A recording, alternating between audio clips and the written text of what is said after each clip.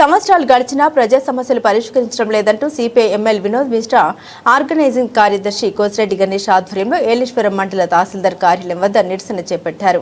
ఏలేశ్వరం మండలం జె అన్నవరం గ్రామంలో యార్లగడ్డ సత్యనారాయణ చౌదరి అక్రమంలో ఉన్న 26 ఎకరాల ప్రభుత్వ సీలింగ్ అసైన్మెంట్ భూమి ఉండగా ఒక సంస్థ పేరు పెట్టి ప్రతిపాడు సబ్ రిజిస్ట్రీ ఆఫీస్ నందు భార్య కుమారుల పేర్లతో ఈ రిజిస్ట్రేషన్ చేయించుకుని అమ్మకానికి సిద్ధం చేశారని జె అన్నవరం గ్రామంలో మాజేటి వలస భూస్వామి కుటుంబీకులు ఆక్రమణ 909 సెంట్ల భూమిని ఆక్రమించి తన సొంత భూమిలో కలిపి పత్తిపాడు సబ్ రిజిస్టర్ ఆఫీసులో వాళ్ళ కుటుంబ సభ్యులకు రిజిస్ట్రేషన్ చేయించుకున్నారని ఆరోపించారు. రమణయ్యపేట ఏలేశ్వరం మధ్యలో ఏలేరు స్టీల్ ప్లాంట్ కాల్వ బ్రిడ్జ్ వద్ద రక్షణ కూడా లేక మన్యం ప్రతిరోజు వెళ్లే ప్రధాన రహదారి వాహనాల్లో ప్రయాణించేవారు ప్రమాదంతో కాల్వలో పడి మరణిస్తూ ఉన్న సంబంధిత అధికారులు పట్టించుకోవడం లేదని ఆరోపించారు.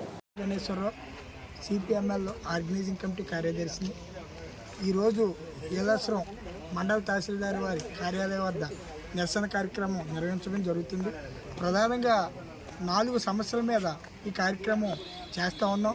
ఎందుకంటే ఇది ఇంచుమించు ఒక 10 సంవత్సరాల నుండి ఈ పోరాటం జరుగుతూ ఉంది.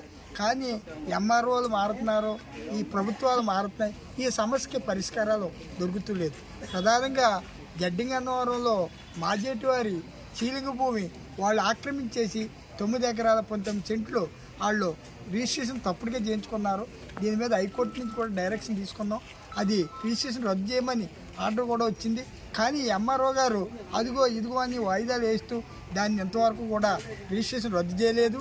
వాటి యొక్క పేదలకు పంపిణీ చేయలేదు. ఆ 9 ఎకరాల 19 సెంట్లు. మరొక సమస్య ఏంటంటే యార్లగడ్డ సత్యనారాయణ చౌదరి జడ్డింగ్ అన్నవరంలోనే 26 ఎకరాలు గయ్యాళి సీలింగ్ భూమి అసైన్మెంట్ అయినటువంటిది.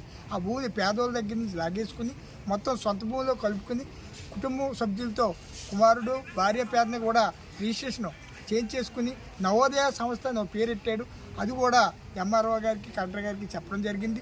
మేము వెంటనే హ్యాండ్ ఓవర్ చేసుకుంటామని చెప్పి ఇప్పటికి 2 సంవత్సరాల నుంచి వాయిదాలు వేస్తున్నారు తప్ప అది రిజిస్ట్రేషన్ రద్దు చేయలేదు, అది హ్యాండ్ ఓవర్ చేసుకోలేదు. అలాగే 3వ సమస్య ఏంటంటే ఏలేశ్వరంలో హైకోర్టు వారు ఆర్డర్ ఇచ్చినటువంటి 260 మందికి ఇళ్ల స్థలాలు ఏలేరు మిగిలి భూమి ఇమ్మని చెప్పారు. అది అరువులు కాదని వీళ్ళు చెప్తారు, అరువులు అని మేము చెప్తాం. దాని మీద సరైనటువంటి ఎంక్వైరీ చేయకుండా ఇక్కడ ఎంఆర్ఓ గారు ఇలా దాటేస్తూ ఉన్నారు. ఈ మాజేటే సీలింగ్ భూమిలో ఇప్పుడు అక్కడ మొత్తం మామిడి చెట్లన్నీ కూడా ఎటువంటి పర్మిషన్ లేకుండా ఆ భూస్వామి కొట్టించేస్తుంటే అక్కడ విఆర్ఓ కనీసం పట్టించుకోవడం లేదు. ఎంఆర్ఓ గారు విఆర్ఓని పంపేదంటాడు, పంపేయడో లేదో కూడా తెలియదు. అక్కడ మామూలుగా చెట్లు కొట్టేస్తున్నారు. ఈ రకమైనటువంటి పరిస్థితి ఇలాగుంది. ఇక ఏలేశ్వరం రమణయ్యపేట మధ్యలో ఏలేరు వైఎస్సి కెనాల్ కాలువ బ్రిడ్జి ఒకటి ఉంది.